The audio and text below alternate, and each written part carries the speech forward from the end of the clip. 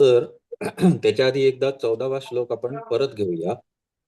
तत्वज्ञानम मनोनाशो वासनाक्षय एव च मिथः कारणतां गत्वा दुस्साध्यानि स्थितान्यतः. या श्लोकामध्ये काय म्हटलंय, तर तत्वज्ञान, मनोनाश आणि वासनाक्षय ये तीनों ही एक दूसरे के प्रति कारण भाव को प्राप्त होकर अवस्थित है, अतः अत्यंत दुःख साध्य है. आता हे काय, तर सतत दुःखाचा परिहार करण्यासाठी त्यांनी हे उपाय सांगितलेले आहेत. 3 जे आहेत हे काय, तत्वज्ञान, मनोनाश आणि वासनाक्षय. बरोबर. आता त्याच्याविषयीचं आणि डिटेल आपण आता बघणार आहोत, जे काय आहे ते. त्यामुळे हे 3 आधी लक्षात असणं आवश्यक आहे, म्हणून हा 4था श्लोक परत रिपीट केला. जे पुढे वर्णन आहे ते या तिनाविषयीचं असणार आहे. कारण का, तर हे उपाय आहेत, अनोपाय.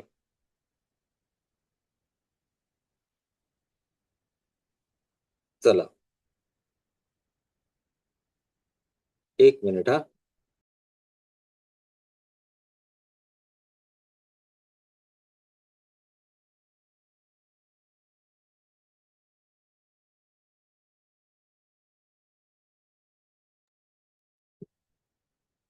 तर तस्मात् राघव यत्नेन पौरुषेण विवेकिना भोगेच्छां दूरतस्तक्त्वा त्रयम् एतत् समाश्रयेत. ह्या 3 उपायांचं तुम्ही काय केलं पाहिजे, तर आश्रय घेतला पाहिजे. म्हणजेच यांचा उपाय केला पाहिजे. या 3 उपायाद्वारे तुम्हाला ब्रह्मपदाची प्राप्ती होऊ शकते किंवा दुःखाचा काय होईल, आत्यंतिक निरोध होईल. हे करण्यासाठी तुम्हाला काय काय केलं पाहिजे, तर 3 गोष्टी. तत्वज्ञान म्हणजेच काय, तत्वज्ञानाची माहिती तुम्हाला असली पाहिजे. मनोनाश करावा लागेल आणि वासना क्षय करावा लागेल. हे राघव, विवेक से युक्त पुरुष प्रयत्न से भोगेच्छा का दूर से ही परित्याग कर इन तीनों का आश्रयण करता है. संसारिक ज्या भोगेच्छा आहेत, ज्याच्यामध्ये आपण हे पाहिजे, ते पाहिजे, इतका पैसा पाहिजे, तो झाला की आणि काहीतरी पाहिजे, अशा ज्या भोगेच्छा आहेत त्यांच्यामध्ये आपण सतत रत न होता आपण या 3 उपायांचा अवलंब करावा, जेणेकरून तुम्हाला ब्रह्मपदाची प्राप्ती करता येईल.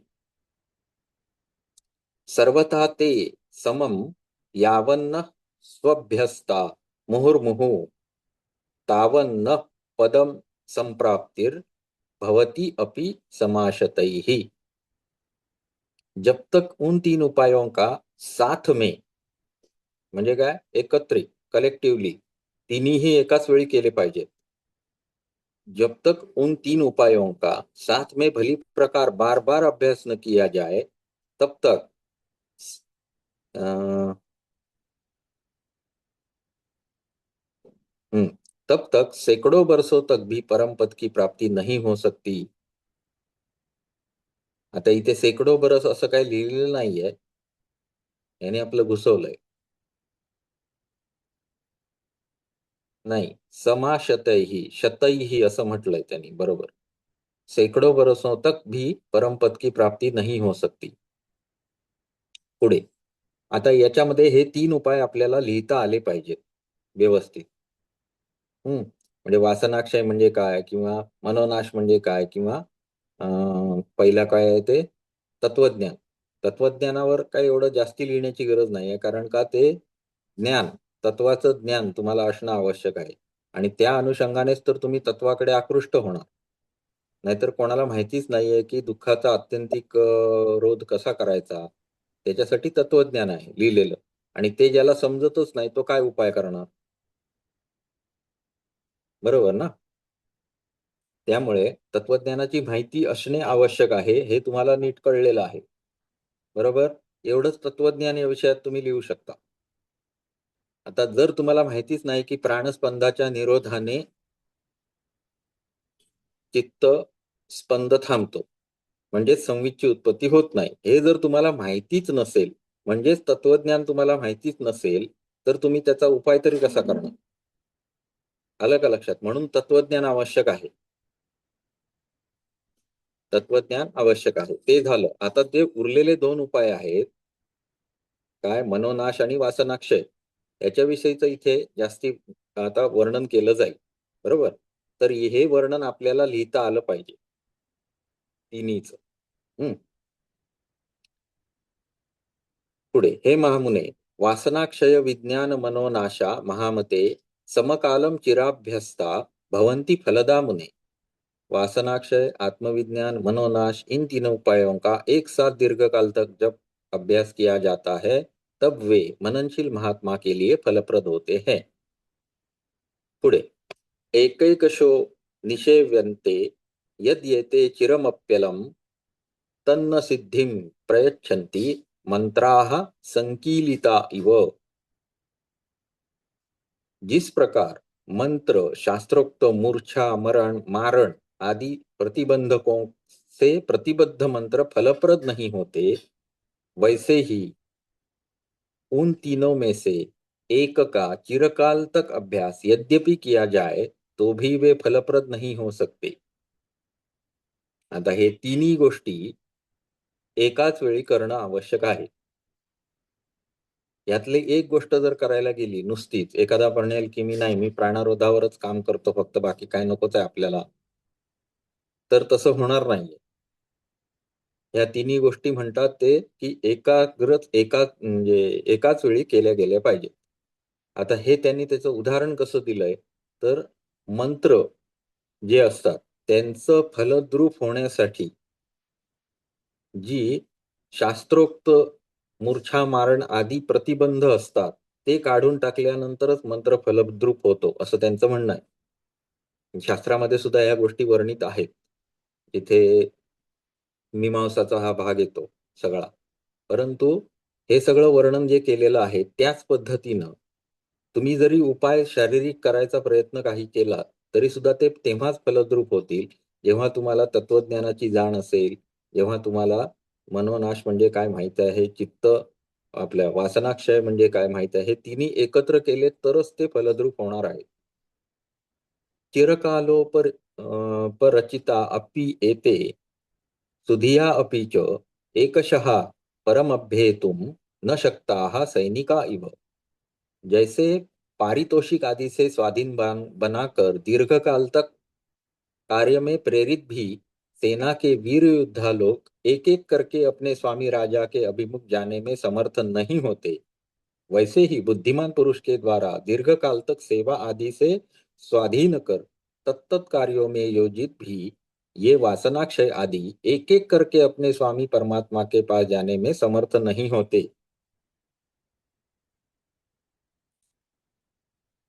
जर एखाद्या सैन्यामध्ये एखादा वीर योद्धा एखाद्या प्रसंगी चांगला युद्ध करून गेला, त्याच्याबरोबरचे 10 लोक सुद्धा काम केलेलेच असणार आहेत आणि सर्वांनी मिळूनच ते युद्ध जिंकलेलं असणार. बरोबर? मग अशा वेळी एखादाच योद्धा जाऊन राजाला सांगतो का, मी 10 मारले म्हणून जिंकला. असं कधीही नसतं. ॲक्चुअल ते सगळ्यांनी मिळून कलेक्टिव्हली एफर्ट केला म्हणून ते युद्ध त्यांनी जिंकलेलं असतं. तशा पद्धतीत हे तिघांनाही जेव्हा तुम्ही एकाच वेळी ॲप्लाय करणार, एकाच वेळी काम करणार या तिन्ही गोष्टीवर, तेव्हाच ते स्वामी परमात्म्याप्रती तुम्हाला पोहोचवतील. समुद्योग समुद्योगमानिताः संत एते हि धीमता संसाराब्धम संसाराब्धिम निकृन्तन्ति जलान्यद्रिक्तानिव।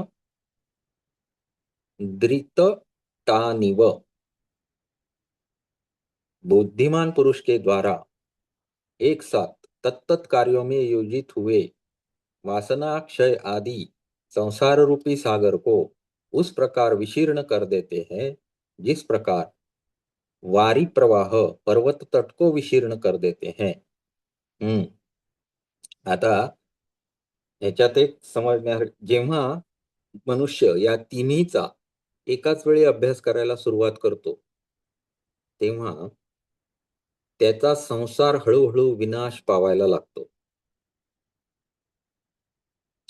हा जो संसार आहे तो कसा आहे, तर त्याचं वर्णन पर्वतासमान केलेलं आहे. आणि असा पर्वत जो समुद्राच्या तटावर आहे. काय होतं, प्रत्येक लाट येते, 2-4 मातीचे कण घेऊन जाते.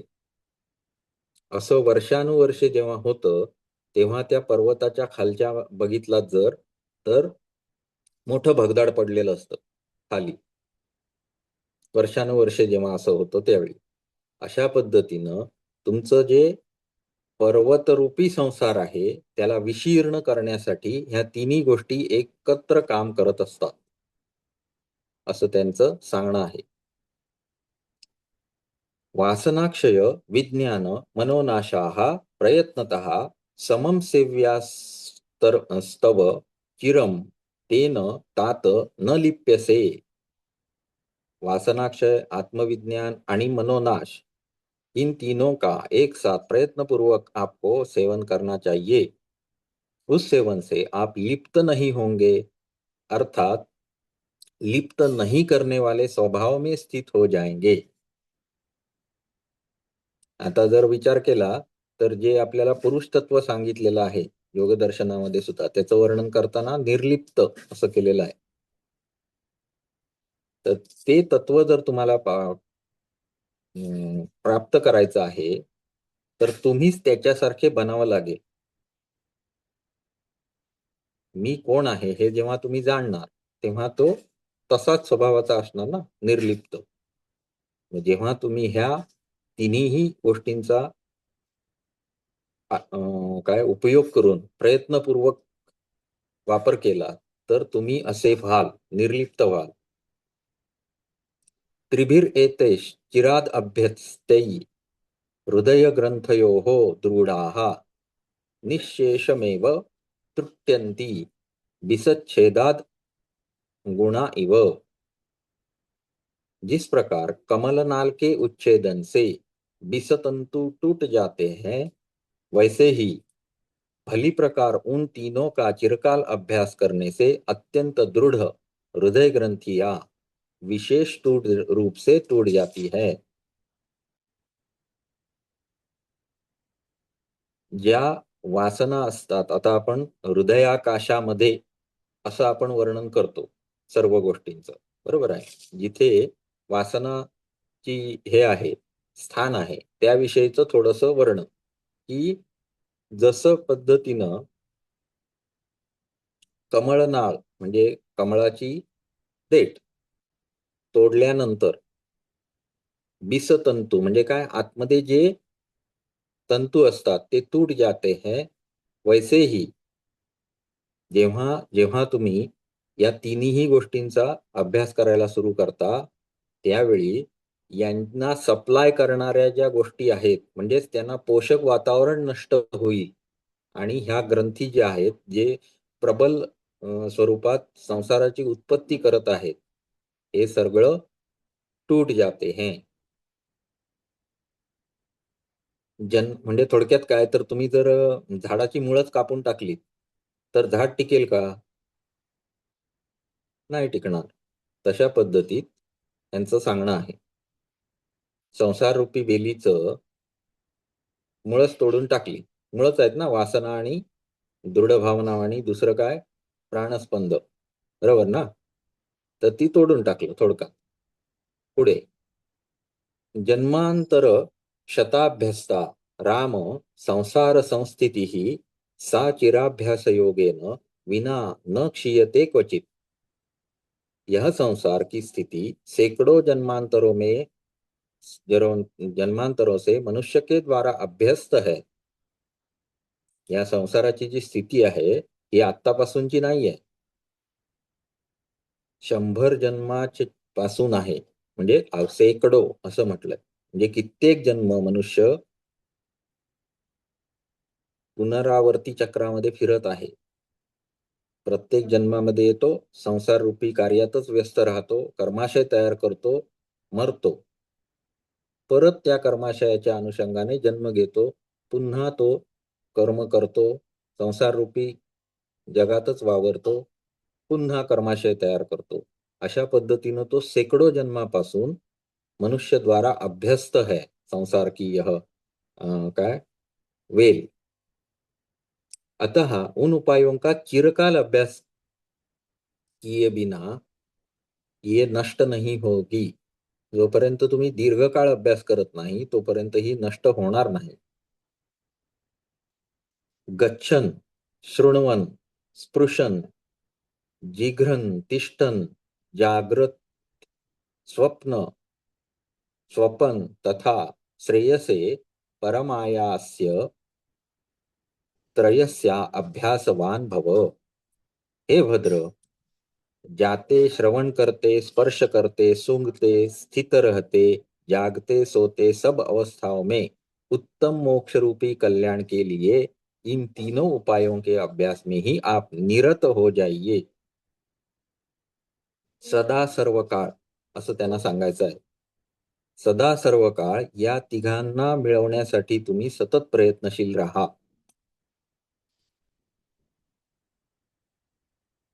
आता वासना संपरित्यागम समम प्राण निरोधनम विदुस्तस्तद्वि तद्वितस्तस्मात् तदप्येवम समाहरे. आता जेव्हा आपण ती ह्याची वेल बघितली होती, जीवरूपी वेल, संसार रूपी वेल, त्या वेलीच्या मुळामध्ये दोन सांगितलं होतं, एक प्राणस्पंद आणि दुसरा वासना, दृढ भावना. बरोबर. मग त्याच्यामध्ये प्राणाचा आता इथे ऍड करताय. वासना संपरित्यागम त्याग समम प्राण निरोधनम हे त्याने आता इथे ऍड केलं. तत्वज्ञों का मत है कि वासनाओं के परित्याग के सदृश प्राणायाम भी उपाय है. सदृश म्हणजे यासारखाच प्राणायाम हा सुद्धा उपाय आहे. म्हणून वासना परित्याग के साथ साथ प्राण निरोध का भी अभ्यास करना आवश्यक है. वासना संपरित्यागात चित्तम गच्छति चित्तताम प्राणस्पंद निरोधाच यथेच्छसी तथा कुरु. यथेच्छसी, ज्याची इच्छा असेल तुला ते तू कर. कसं? वासनाओं का भली पक्का परित्याग करने से चित्त अचित्त रूप माने चित्त शांत हो जाता है और प्राण वृत्तियों का परित्याग करने से भी चित्त अचित्त रूप हो जाता है. इसीलिए आपको जैसा अच्छा लगे वो करे. दोन्ही मुळच आहेत. काही कापलं तरी वरची वेल सुकणारच आहे. ठीक आहे. त्यामुळे तुम्ही काय करा, तर या दोघांपैकी कुठलाही उपाय किंवा दोन्ही एकत्र केले तरीही चालेल. प्राणस्पंद निरोध किंवा वासना त्याग. दुग्ध शर्करा योग म्हणावं लागेल त्याला. काय म्हणताय दोन्हीच बुलके केलं साहेब? तर दोन्ही एकत्र केलं तर दुग्ध शर्करा योग म्हणायचं त्याला. हा. आणि पुढे यांचे विचार बघितलेत की तुम्ही आता हैराण व्हाल. पुढे बघा आता काय काय सांगतायत. प्राणायाम चिराभ्यास युक्त्या च गुरुदत्तया आसनाशयनो योगेन आसनाशन योगेन प्राणस्पंदो निरुध्यते. चिरकाल तक प्राणायाम के अभ्यास से योगाभ्यास में कुशल गुरुजी के द्वारा दी गई यानी उपदिष्ट युक्ति से तथा स्वस्तिक आदि आसनों के जय और हित मित एवं मेध्य पदार्थों के अशन से प्राणस्पंद रुक जाता है. एका श्लोकात किती गोष्टी सांगून ठेवल्या बघा. गुरुनं दिलेलाच पाहिजे. तो गुरु कसा पाहिजे? कुशल गुरुजी पाहिजे. त्यानं प्राणायाम तुम्हाला शिकवला पाहिजे. ही पहिली. दुसरं काय? स्वस्तिक आदी जे आसनं आहेत त्याच्यामध्ये स्थित असला पाहिजे. त्यांचा जय तुम्ही केलेला असला पाहिजे. आसन जय. आणि हितहार, मिताहार आणि मेध्य पदार्थों का सेवन. मेध्य म्हणजे जे बुद्धीला प्रेरित करतात असे पदार्थ मेध्य बुद्धीला चालना पदार्थांचे, देणारे. मेधाशक्ती वाढवतात असे पदार्थांचं सेवन. याचा अभ्यास केल्याने, प्राणायामाचा अभ्यास केल्याने प्राणस्पंदन रुक जाता है. यथा भूतार्थ दर्शित्वात वासना न प्रवर्तते अदावन्ते च वस्तूनां विसंवादी यत् स्थितं रूपं तद्दर्शनं ज्ञानं क्षीयते तेन वासना. यथाभूत अर्थ यानी त्रिकाल में बाधित न होने वाले अर्थ के साक्षात्कार से वासना अपने कार्य के लिए प्रवृत्त नहीं होती. आदि मध्य अंत में कभी भी पृथक न होने वाला सत्ता मात्र स्वरूप जो पदार्थ सर्वत्र स्थित रहता है वही सत्यभूत पदार्थ है. उसको भली भांति जान लेना ज्ञान कहलाता है. माने तत्वज्ञान म्हणजे काय हे आता सांगतायत. यही ज्ञान वासना का विनाश कर देता है. आतापर्यंत आपण दोन उपाय बघून झाले. एक झाला वासनाक्षय आणि दुसरा प्राण स्पंद निरुद्धता. हे दोन उपाय आपण बघितले. आता ते त्यातला जो तत्वज्ञान आहे त्याच्याविषयी सांगतात की आदि मध्य आणि अंत याच्यामध्ये सर्वच गोष्टी आल्या. म्हणजेच काय, अतीत, अनागत आणि वर्तमान या परिस्थितीमध्ये जे काही आपल्या समोर आहे, होतं आणि येणार आहे, या सर्वांमध्ये स्थित असणारा एकच पदार्थ आहे आणि तो म्हणजे परमपद किंवा ब्रह्म. बरोबर. त्याला जेव्हा तुम्ही सत्यभूत, वही सत्यभूत अर्थ है उसको भली प्रकार जान लेना ज्ञान कहलाता है. म्हणजेच तत्वज्ञान. याला व्यवस्थित ओळखणे, जाणणे म्हणजे काय आहे, तत्वज्ञान. आणि जर तत्वज्ञान प्राप्त केलं, यही ज्ञान वासना का विनाश कर देता है.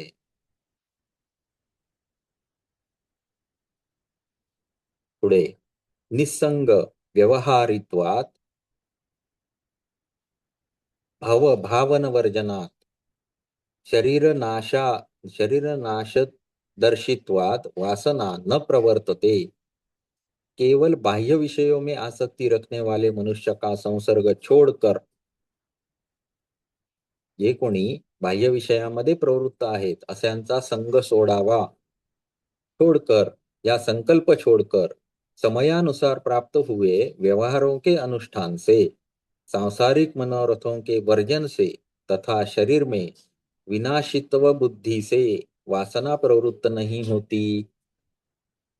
वासना क्षयासाठी काय करावं लागेल, तर तुम्हाला विषयांपासून स्वतःला परावृत्त करावं लागेल.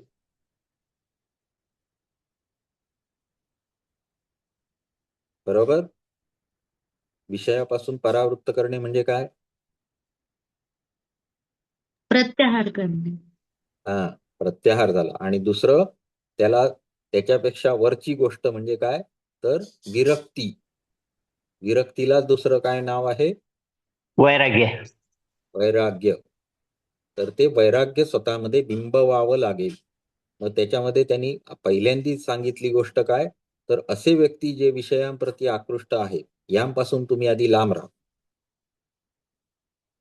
म्हणजे जर असं कोणी तुम्हाला म्हणत असेल की काय बाबा तुझ्याकडे हिरो होंडाची स्प्लेंडर गाडी आहे, माझी बघ कशी आहे बुलेट, छान आहे की नाही, असं सांगणारा व्यक्ती जर असेल तर त्याच्यापासून लांब राहा. विषयासक्त व्यक्तींपासून लांब राहणे हे पहिलं सांगितलं. दुसरं संकल्प छोडणं. म्हणजे आपल्या भगवद्गीतेमध्ये सुद्धा ही गोष्ट सांगितलेली आहे की संकल्पाचा त्याग करा. बरोबर. असा सर्व संकल्प संन्यासी. बरोबर. योग्यांची जे वर्णन केलेलं आहे त्याच्यामध्ये हे गुण सर्व संकल्प संन्यासी हा एक गुण सांगितलेला आहे. तर अशा पद्धतीनं संकल्पांचा त्याग करा. समयानुसार प्राप्त हुए व्यवहारों के अनुष्ठान से, सांसारिक मनोरथों के वर्जन से, सांसारिक मनोरथ जी लोक करत राहतात त्यांचं वर्जन करा. म्हणजे संन्यास टाईप सगळं त्यांनी सांगितलं की विरक्ती आली पाहिजे किंवा तुम्हाला हे करावं लागेल, निग्रह मनाचा, जेणेकरून विषयांप्रती मन सतत आकृष्ट होणार नाही. तथा शरीर में विनाश बुद्धी म्हणजे काय, तर शरीर हे जन्म घेतं, वाढतं आणि मरतं, ते नाशवान आहे. आणि चिद असणारं तत्व कुठचं आहे, तर ब्रह्मतत्व आहे आणि ते यातच स्थित आहे. त्यामुळे शरीराप्रती विनाश बुद्धी स्थिर झाली पाहिजे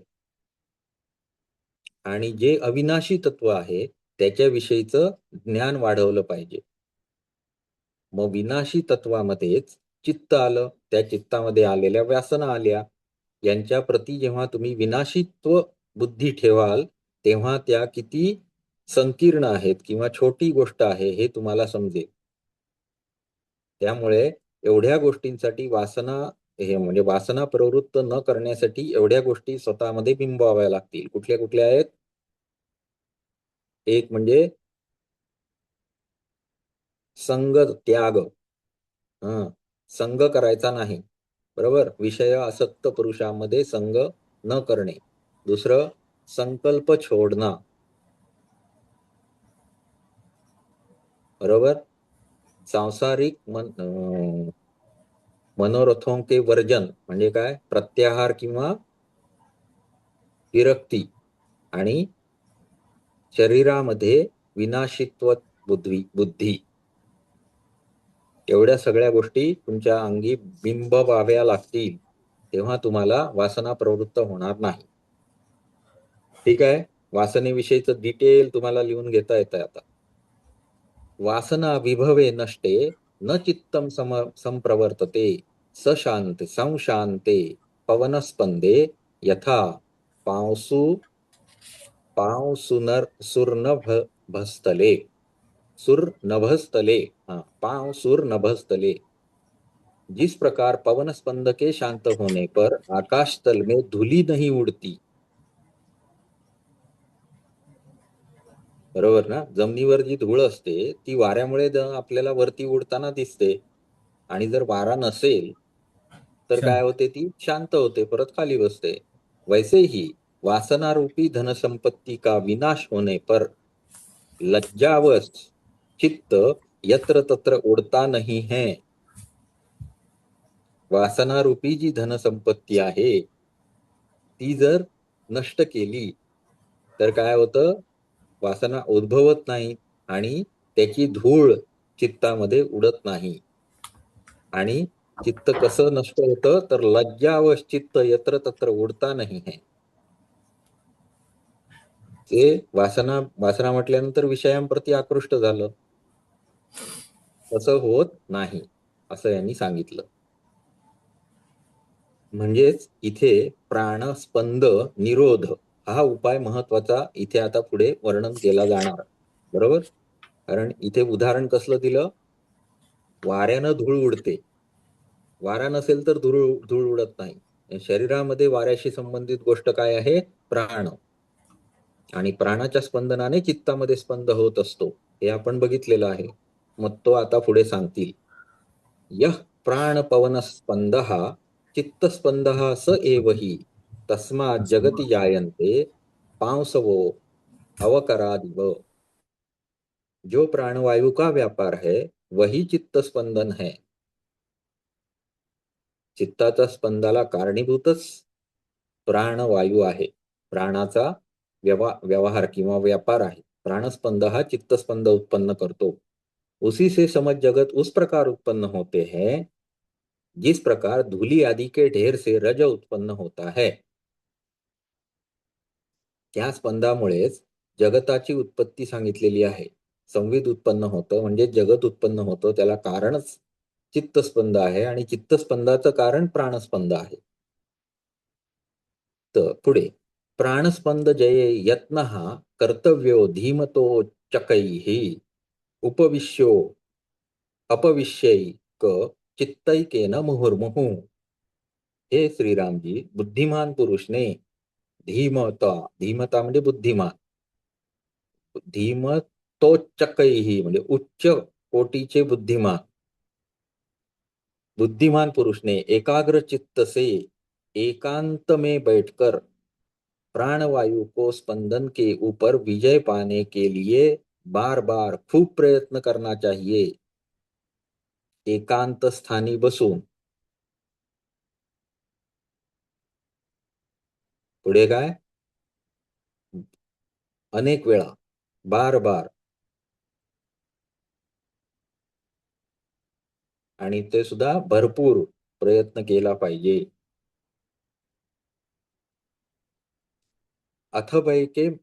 अथवैनम क्रमम यत्त्वा चित्ताक्रमणमेव चेत रोचते तत् तदानोषि कालेन बहुना पदम. अथैवेन अथैवेनं क्रमं त्यक्त्वा चित्ताक्रमणमेव चेत रोचते तत् तदाप्नोषि कालेन बहुना पदम. हे श्री राम जी, अथवा इस उपाय को छोड़कर अन्य उपाय से यदि आप चित्त के ऊपर आक्रमण करना चाहते हैं तो बहुत काल के अनंतर उस पद को प्राप्त करेंगे. हा जो मी उपाय तुम्हाला सांगितलेला आहे वासना नाशाप्रती काम करण्याचा, प्राणस्पंद निरोध करण्याचा, हा सोडून जर तुम्ही इतर कुठल्या उपायानं हे प्रयत्न करत आहात तर तुम्हाला खूपच उशीर लागेल. आता कुठल्या उपाय इतर लोक करतात ते बघूया. न शक्यते मनोजंतुम विना युक्तिमनिंदिताम अंगशेन विना मत्तम यथा दुष्टम मतंगजम.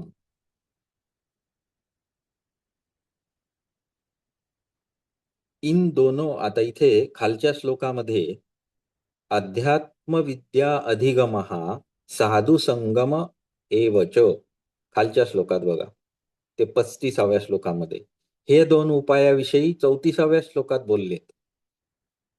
ठीक आहे, तर ते ते बघूया. अध्यात्मविद्या आणि साधु संगती, इन दोनों उपायों से युक्त प्रदर्शित दो प्रकार के योगों को छोड़कर अन्य किसी उपाय से दुर्दांत मन का जय उस प्रकार नहीं कर सकते जिस प्रकार मदमत्त दुष्ट हाथी का अंकुश के बिना दूसरे उपाय से जय नहीं कर सकते. दुसरं कुठलं हत्यार चालणारच नाही.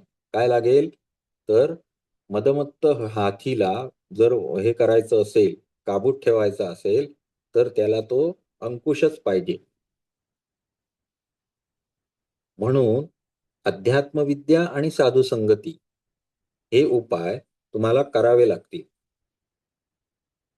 त्याच्या व्यतिरिक्त जर कुठले तुम्ही उपाय करत असाल तर ते उपाय निष्प्रभ आहेत असे मदमत्त हत्ती तुम्हाला चिरडून टाकेल. त्याचा काही उपयोग होणार नाही. हेच दोन उपाय करावे लागतील. पुढे अध्यात्म विद्याधिगमः साधु संगम एवच वासना संपरित्यागः प्राणस्पंद निरोधनम. ठीक आहे, आता एवढे 4 उपाय झाले बघा. अध्यात्म विद्या अधिगमः सुरुवातीलाच सांगितले ते. साधु संगम, तिसरा वासना परित्याग आणि चौथा प्राणस्पंद निरोध. ठीक आहे. एतास्ता युक्तयः पुष्टः सन्ति चित्तजये किल याभिस्तज्जीयते क्षिप्रम धाराभिरिव भूरजः. अध्यात्म विद्या की प्राप्ती म्हणजेच जे परमपद आहे, ब्रह्मपद आहे त्याची प्राप्ती, साधु संगति, वासना का परित्याग और प्राणस्पंद का निरोध, ये ही युक्तियां चित्त के ऊपर विजय पाने के लिए निश्चित रूप से पुष्ट उपाय है. तुम्हाला जर कोणी उद्या प्रश्न विचारला की चित्त निरोधाचे उपाय, परीक्षेत हा प्रश्न येऊ शकतो. बरोबर आहे ना? चित्तजय असं जर विचारलं तर हे 4 उपाय तुम्हाला सांगितले पाहिजे. निश्चित रूप से पुष्ट उपाय है. इनसे तात्काल ही चित्त उस प्रकार विजित हो जाता है जिस प्रकार जलधाराओं से भूमि की धूली विजित हो जाती है. आता सुद्धा आपल्याकडे रस्त्याची कामं चालू असतात त्यावेळी काय करतात, टँकरनं त्याच्यावर पाणी मारतात बघा रस्त्यावर. कशाला मारतात? तर धूळ उडू नये म्हणून. पाण्यानं धुळीवर विजय मिळवला जाऊ शकतो. तसं चित्तामध्ये जे वासनांची धूळ सतत उडत राहिलेली आहे ती थांबवली पाहिजे. त्याच्यासाठी हे 4 उपाय महत्वाचे आहेत. ती वासना धूळ थांबवण्यासाठी या 4ही उपायाद्वारे उपाय केला जाऊ शकतो. सतिषु युक्तिश्वेतासु हठान नियमयन्ति ये चेतस्ते दीपम उत्सृज्य विनिघ्नन्ति तमोंजनैः. आता याच्यामध्ये हठयोगाचा त्यांनी उल्लेख केला. इन सुंदर युक्तियों के रहते सतिषु युक्तिषु एतासु या ज्या उपाय सांगितल्या, या युक्ती सांगितल्या, या युक्त्यां व्यतिरिक्त इन सुंदर युक्तियों के रहते जो पुरुष हठयोग से चित्त को वशीभूत करना चाहते हैं, हठन नियमंती ये जे लोग हठयोगाच्या मागे लागलेले आहेत, उनके लिए मेरा यही मत है कि वे प्रदीप का त्याग कर अंजनों से अंधकार का निवारण करना चाहते हैं. जे लोक हठयोगाचा उपाय म्हणून विचार करता आहेत त्यांच्यासाठी मी असं म्हणेन. कोण सांगताय हे? वसिष्ठ सांगतायत. कोणाला सांगतायत? श्रीरामांना.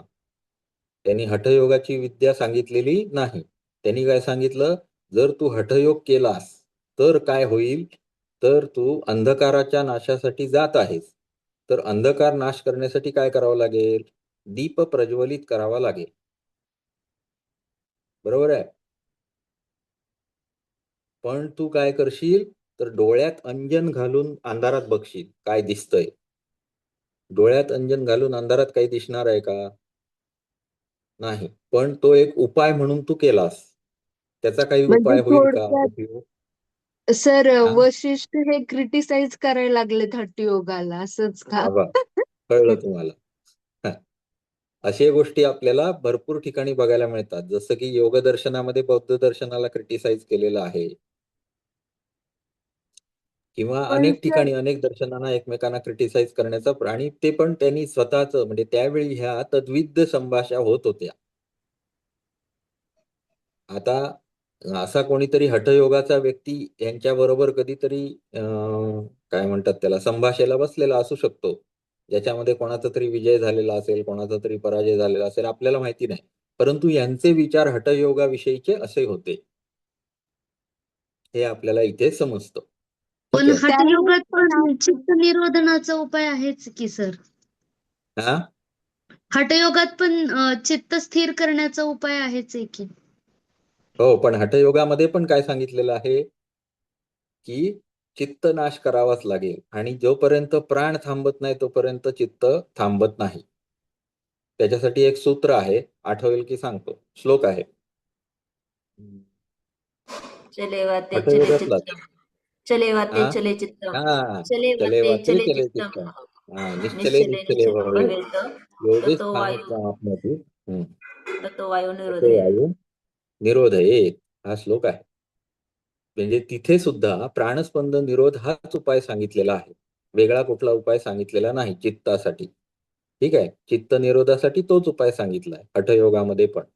परंतु यांचं म्हणणं असं आहे की हठयोग ओव्हरऑल तुम्ही जर करायला गेलात तर त्या सगळ्याची काहीच आवश्यकता नाही. प्राणस्पंद निरोध मात्र ह्यांनी इथे व्यक्त केलेला आहे. ठीक आहे. मेरा यही मत है कि वे प्रदीप का परित्याग कर अंजनों से अंधकार का निवारण करता है. आता एक बात यहां पर जान लेनी चाहिए कि पहले बताया गया प्राण निरोध भी दुर्दांत मन के दमन में हेतु होने से एक तरह का हठरूप ही उपाय है. तथापि सत्शास्त्र और सद्गुरु से बोधित मार्ग से शून्य जो दूसरे उपवेशन, शयन, शरीर शोषण, मंत्र, यंत्र, श्मशान साधन आदि साहस स्वरूप हठात्मक उपाय है, उन्हीं का यहाँ निवारण किया गया है. हे बघा, यांनी कसं व्यवस्थित समजावून सांगितलं. कारण हठयोगामध्ये सुद्धा परत ऊर्ध्वबिंदू जय, अधोबिंदू जय, ह्या गोष्टी, अशा बऱ्याच गोष्टी सांगितलेल्या आहेत, ज्याच्यामध्ये अनेक विधी सांगितलेले आहेत. त्या सर्वांचा उपाय करण्याची गरज नाहीये. इथे प्राणस्पंद निरोध हा महत्वाचा आहे आणि तो यांनी इथे आधीच सांगून टाकला. त्याच्यासाठी हठयोगासाठी आणखी काही गरज नाहीये. पुढे विमूढाः कर्तृम उद्युक्ता ये हठाच्चेतसो जयम ते निबंधन्ति नागेंद्रम उन्मत्तम बिसतंतुभिः।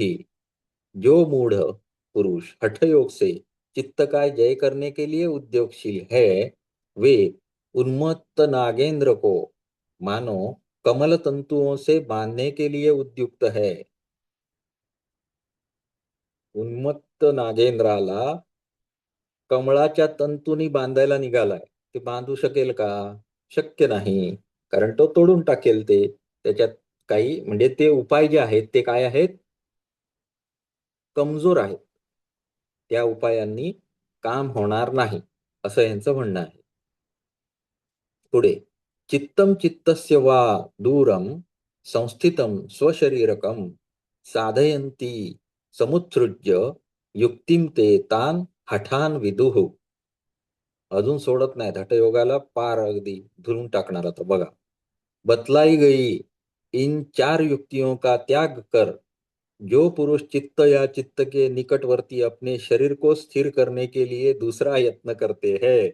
आता शरीर स्थिर करण्यासाठी तिकडे काय काय सांगितलंय बघा. सगळ्यात पहिलं काय सांगितलं? शोधन. नंतर काय सांगितलं? आसन जय, बरोबर. आणि तिसऱ्या सांगितल्यात मुद्रा, बरोबर आहे. या सगळ्यासाठी जे लोक प्रयत्नशील आहेत, उन पुरुषों को सांप्रदायिक लोग वृथा परिश्रमी कहते हैं. वृथा परिश्रमी, उगाच ते प्रयत्नशील आहेत, असं यांचं म्हणणं आहे. ठीक आहे, त्यांना काही मिळणार नाहीये तरी सुद्धा ते बिचारे उगाच प्रयत्न करत आहेत, असं म्हणतात. भयात भयम उपायांती क्लेशात क्लेशम व्रजंती ते निर्धृतिम ना अधिगच्छन्ति दुर्भगा इव जंतवः। हे श्रीरामजी, वे वृथाश्रमी लोक, असे जे हठयोगाच्या प्रति प्रेरित झालेले आहेत आणि खूप प्रयत्न करत आहेत, त्या लोकांसाठी एक भय से दूसरा भय, एक दुख से दूसरा दुख प्राप्त कर लेते हैं.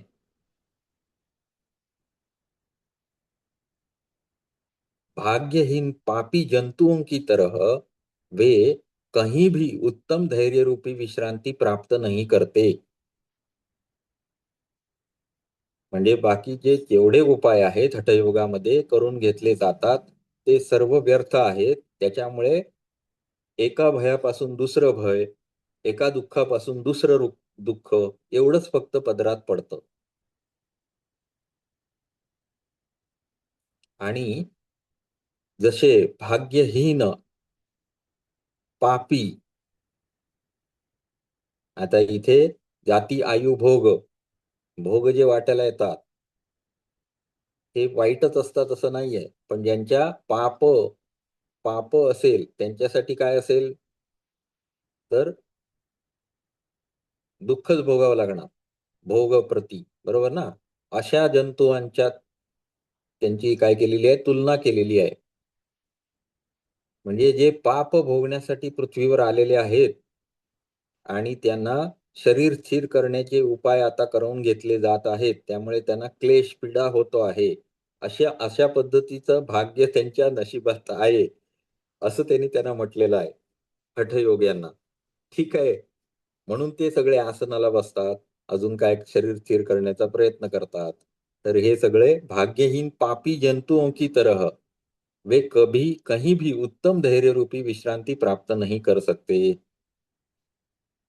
भ्रमंती गिरिकूटेषु, आता आणि परत वर्णन केलंय, धुवून टाकलेलं आहे, सांगितलं काय तुम्हाला पूर्ण आणि वर्णन. भ्रमंती गिरिकूटेषु फलपल्लव भोजनाः मुग्ध मुग्ध धियो भीता वराका हरिणा इव पर्वत प्रांतों में फल और पत्तों का भक्षण कर रहे वे अत्यंत मुग्ध बुद्धि एवं भीरू होकर बिचारे हरणों की तरह इतस्तः परिभ्रमण किया करते हैं. ते म्हणजे त्याच्यात ते खायला वगैरे सांगितलं ना, फळाहार वगैरे सर्व.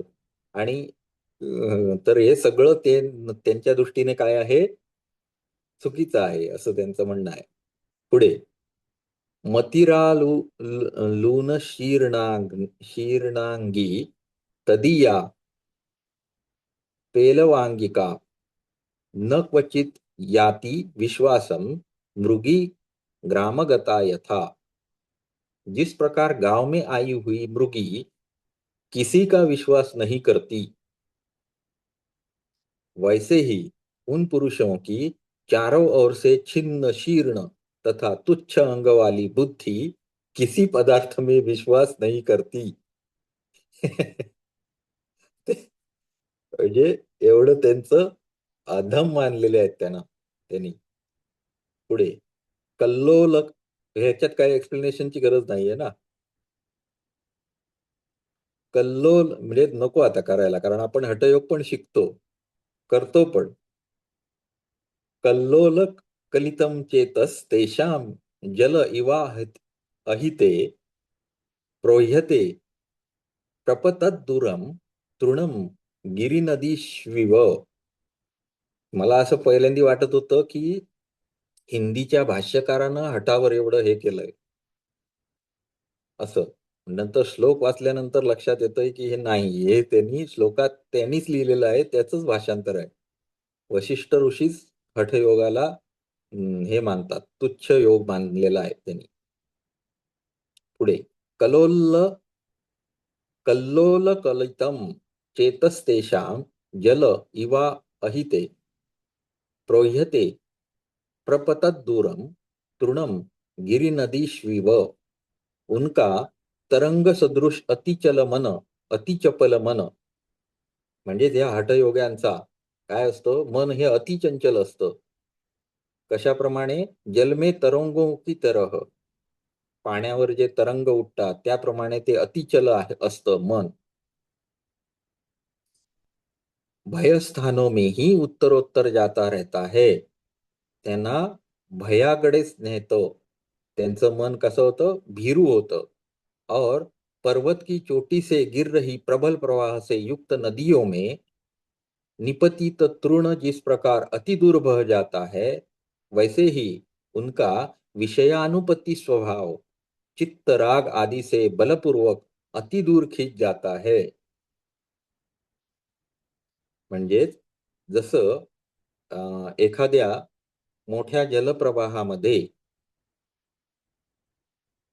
तृण म्हणजे काय, तर हे गवताची काडी. गवत, गवताची काडी जशी वाहत जाते आणि ती कुठे जाते, त्या प्रवाहाबरोबर वाहत कशीही कुठेही जाते, तशा पद्धतीत हे जे हठयोगी आहेत त्यांचं विषयानुपतित स्वभाव, विषयामध्ये पतित झालेला स्वभाव चित्त राग आदि से बलपूर्वक अति दूर खिंच जाता है.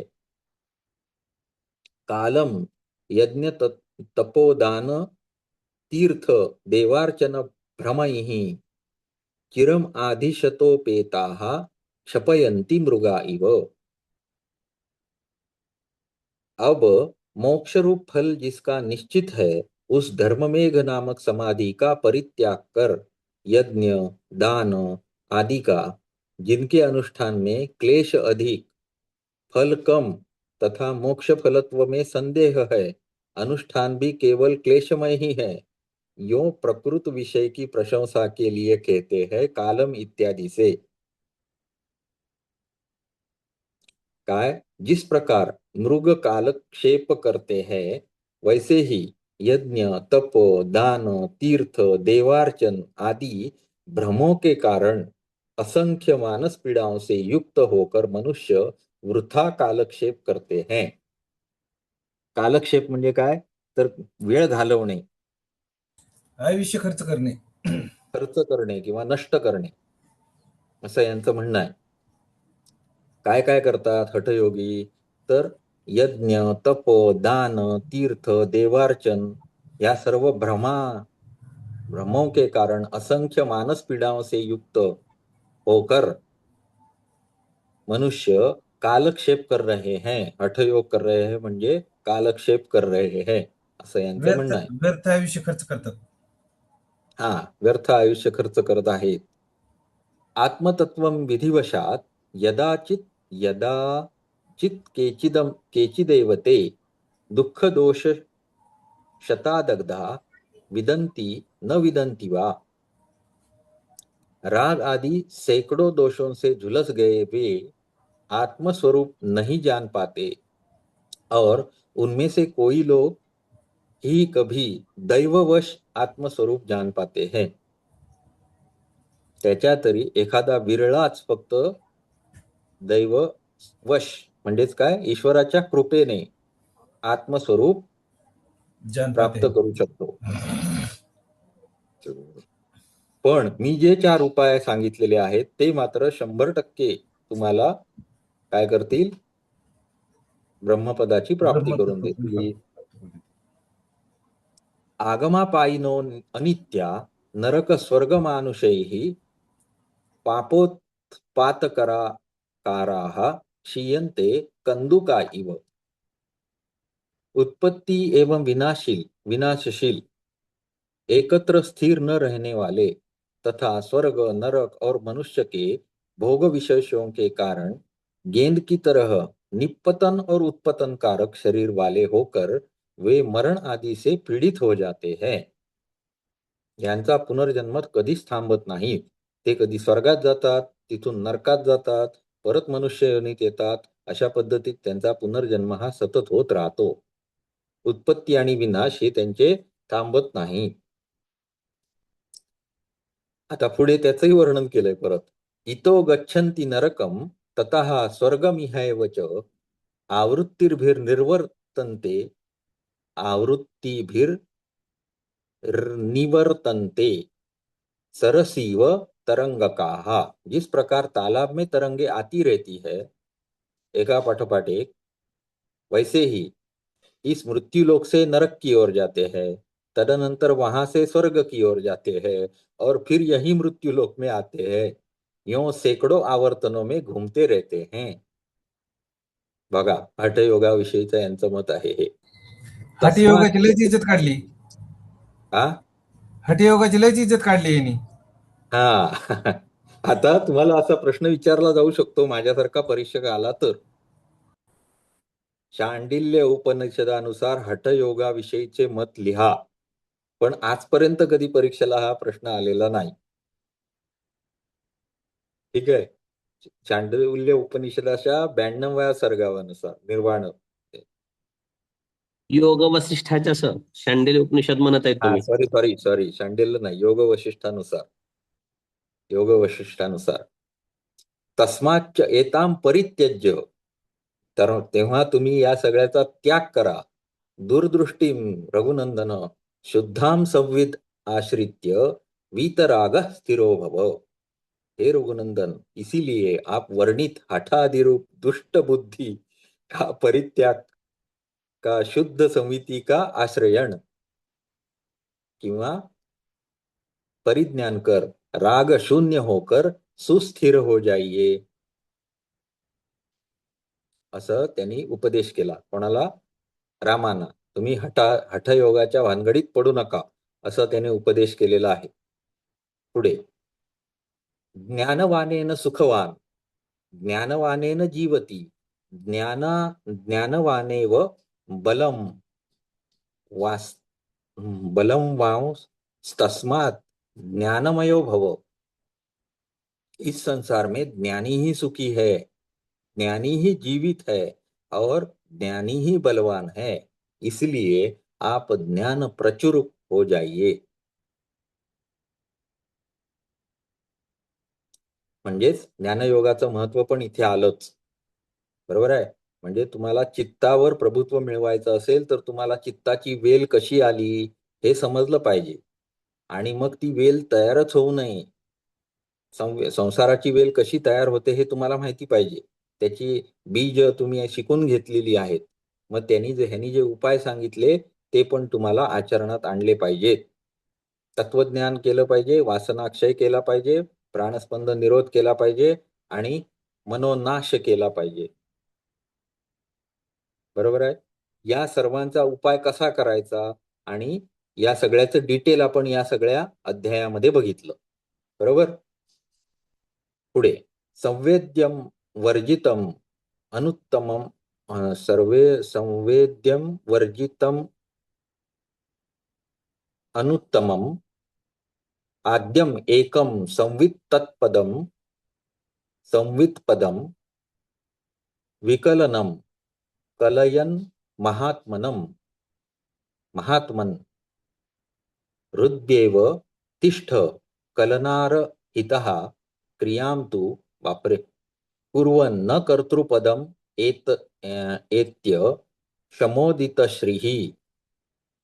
हे महात्मनम, विषयों से शून्य, अति उत्तम, समस्त पदार्थों के हेतु तथा विकल्पों से वर्जित अद्वितीय संविद पद की भावना करते हुए तथा चित्त के संकल्प विकल्पों से विमुख यानी चित्त की बहिर्मुखता से शून्य होकर आप ब्रह्म रूप में स्थिर हो जाइए और व्युत्थान काल में तो विहित कर्मों का अनुष्ठान करते हुए भी असंग एवं शम से प्राप्त हुई जीवन मुक्त गुण संपत्ति से राजित होकर अकर्तृपद की प्राप्ती करके स्थित हो जाइए. आता इथे जे ब्रह्मपद पहिल्यापासून वर्णन करत आलेले आहेत त्याचं संक्षिप्तात वर्णन या सगळ्यामध्ये आलं. एवढा जो श्लोक 50वा बघितलात त्याच्यामध्ये सगळ्या गोष्टी आल्या बघा. विषयों से शून्य, अति उत्तम, समस्त पदार्थों के हेतु, त्यानंतर विकल्पों से वर्जित, अद्वितीय पद याची भावना करावी. चित्त काय म्हणजे त्यानंतर काय करावं, चित्ताच्या संकल्प विकल्पांना फाटा द्यावा. म्हणजेच काय, बहिर्मुखता थांबवावी. त्याच्यामध्ये दोन गोष्टी आल्या, प्रत्याहार आणि विरक्ती. हे केल्यानंतर काय करायला हवं, तर ब्रह्मरूपामध्ये स्थिर झालं पाहिजे. आता याच्यामध्ये वासनाक्षय पण झालेलाच आहे. ठीक आहे. तेव्हाच त्या धूळ उडायची बंद झाली वासनेची, म्हणजे चित्त स्थिर झालं. मग अशामध्ये स्थिर झालं पाहिजे. और व्युत्थान काल में तो विहित कर्मों का अनुष्ठान करते हुए भी असंग, जे आपल्या वाट्याला आलेलं आहे भोग, ते भोगण्यासाठी कर्म तर करावीच लागतील, पण त्याही स्थितीमध्ये असंग एवं शम से प्राप्त हुई जीवन मुक्त गुण संपत्ती, चित्तला शांत किंवा शम केल्यामुळे जीवनमुक्त गुणसंपत्ती प्राप्त होईल. त्याने आभूषित व्हा आणि अकर्तृपद की प्राप्ती करके स्थित हो जाइए. म्हणजेच इथे अकर्तृ होणं हे स्थित होण्यासाठी आवश्यक आहे. इथे पण त्याचं वर्णन केलं, जसं भगवद्गीतेमध्ये सांगितलेलं आहे तसंच. कर्माची व्याख्या इथे अकर्तृ पद अशा पद्धतीत केलेली आहे. झाला हा आपला काय संपला, बरोबर 9 वाजता संपला. कितवा आहे हा, द्विनवनीतमः सर्गः. इत्यार्षे श्री वासिष्ठ महारामायणे वाल्मिकीये मोक्षोपाये उपशम प्रकरणे. पुढे संस्कृती निराकरण क्रमयोगोपदेशो नाम. आता तुम्हाला जर उद्या प्रश्न आला की संस्कृती निराकरण क्रमयोगोपदेशो नाम अध्याय का सारांश अपने शब्दों में लिखिए, एवढंच जर लिहायला आलं तर तुम्ही कुठला अध्याय लिहिणार. त्यामुळे तुम्हाला अध्यायाचं नाव माहिती पाहिजे. ठीक आहे. द्विनवनीतमः सर्गः. ठीक आहे. असं योग वसिष्ठानुसार 92व्या सर्गाचे वर्णन करा स्वतःच्या शब्दात, असं आलं तर ठीक आहे. तो तुम्ही लिहाल पटकन. पण जर असं कोणी विचारलं संस्कृती निराकरण क्रमो योगोपदेशो अध्यायाचे वर्णन करा असं म्हटलं की परत दांडीगुल होऊ शकते. ठीक आहे, त्यामुळे त्याच्यात सावध राहावा. पुढे त्रिनवतितमः सर्गः हे आपण उद्यापासून बघू. ठीक आहे, आज आपण इथे थांबूया. बरोबर माझं आज संपलं, बरं झालं. हरिओम सर्वांना. आज जरा मजा आली, पण उगाच आपण फारच हठयोगाचा द्वेष केल्यासारखं वाटायला लागलं. थोडं जास्त झालं. थोडं जास्त पण झालं. सर आजकाल ती स्थिती झाली ना सर. लोक फक्त आसनं कशी मी ते प्रगत करू फक्त आसनांच्या मागं पळतायत आणि तीच माझी योग साधना असं समजतायत ना सर. ते बहिर्मुख होत आहेत ना, त्यामुळं हा पण मुद्दा खूप छान पद्धतीने त्यांनी मांडला. तत्वज्ञानाचा अभाव आहे ना मग त्यांचा. संध्याताईंनी ते सांगितलेलं खूप सुंदर आहे बघा मग. कारण योग म्हणजे पायवर करणे, हातवर करणे, श्वास घेणे, श्वास सोडणे, नाकातून घालून तोंडातून काढणे, तोंडातून घालून नाकातून काढणे, डोक्यावर बसणे, डोक्यावर समाधान नाही झालं पुन्हा हातावर उभा राहणे, एका हातावर उभा राहणे, असं काहीतरी करतात. आणि याला म्हणत असतात हठयोग. कारण हठयोगी क्रिया ह्या मुद्रा, बंध, शुद्धी क्रिया, जीभच कापा, टाळूलाच घाला, काय आहे शेवट काय आहे? बरोबर आहे, शारीरिक क्रिया आहे ना. शरीर नश्वरच आहे. हठयोगिक प्रक्रिया म्हणजे पातंजली योग दर्शनाने तर कुठं हठयोग प्रक्रिया सांगितलेल्या आहेत. तसं म्हणायचं झालं विरोध नाही तो बरं का. विरोधाभास वाटतोय, विरोधाचा भास वाटतोय, विरोध नाही बरं का. असो, मग हठयोगिक प्रक्रियेचा विरोध म्हणजे निव्वळ तेवढंच करणं याचा विरोध आहे.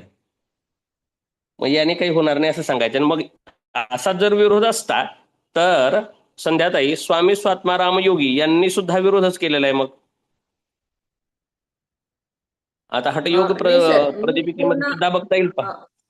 हठयोग प्रदीपिकेमध्ये सुद्धा हठयोग हठ विद्या ही राजयोगामध्ये प्रवेशापुरतीच आहे. हठयोग जर राजयोगामध्ये प्रवेश करत नसेल तर तो अपूर्णच आहे म्हटलेला आहे. हठयोगी क्रिया केवळ शारीरिकच असतात, तिथे सुद्धा म्हटलेलं आहे. आणि आणखी या तिसऱ्या पादात तिसऱ्या अध्यायात होईल का पहिल्या अध्यायात आहे, परंतु स्वामी स्वात्माराम योगी यांनी सुद्धा टीका अशी केलेली आहे, वेदशास्त्र पुराणानी सामान्य गणिका इव. दुधगावकर सर आहे ना लक्षात? हो सर, हो. स्वामी स्वात्माराम योगी यांनी सुद्धा वेदाला गणिका म्हटलेलं आहे. मग ते नाही का विरोध? मग तुम्ही करता विरोध, मग भांडण करावंच लागेल ना. मग ह्याने कसं थांबतात? असं पण आहे बरं का. लक्ष ठेवा, श्लोक येईल त्यावेळेस बरं का. गणिका म्हटलेलं वेदाला. होय होय होय, बरोबर आहे ना सर? कुणाला लक्षात आहे का? झालेलं आहे हो हो हो, किंवा लक्षात तिसऱ्या आहे. अध्यायात येईल आता? झालंय का? नाही झालंय, दुसऱ्या अध्यायातच आहे. दुसऱ्याच अध्यायात आहे का? ठीक आहे, दळिंबे सर आले. सुरू करू.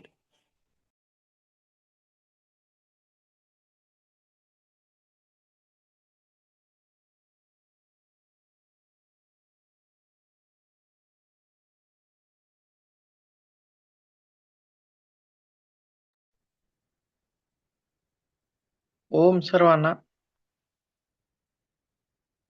हरिओम सर. हरिओम. हरिओम. राम